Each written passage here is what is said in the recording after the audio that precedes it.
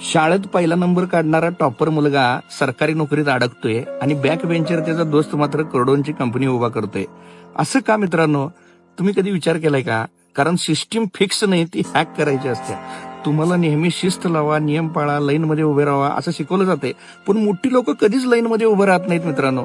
बँकेत लोक तासन तास रांगेत असतात, पण फक्त एक माणूस डायरेक्ट मॅनेजरच्या केबिन मध्ये जातोय आणि त्याचं काम 2 मिनिटात होतंय. ट्रॅफिकमध्ये ठराविक नंबरच्या गाड्यांना पोलीस कधीच हात करत नाहीत. सरकारी टेंडर निघतोय, पण अगोदरच कोणतर ती डील फायनल केलेली असत्या. सिस्टम हॅक करणारी लोक रूल फॉलो करत नाहीत, तर ते रूल मेकर बनतात. मित्रांनो, जरा विचार करा. सार्वजनिक नियम जनतेसाठी असतात, पण पॉवरफुल लोक त्याच नियमांना वेगळ्या प्रकारे वापरतात. अर्थशास्त्राच्या पुस्तकात लिहिलंय, तुम्ही पैसे वाचवा, योग्य ठिकाणी गुंतवा. पण मोठी श्रीमंत लोक स्वतःचे पैसे गुंतवत नाहीत, ते इतरांच्या पैशाने पैसे कमवतात. शिकवण काय आहे यातनं मित्रांनो? तर तुम्ही रूल्स समजून घ्या, पण त्याच्या चौकटीत अडकू नका.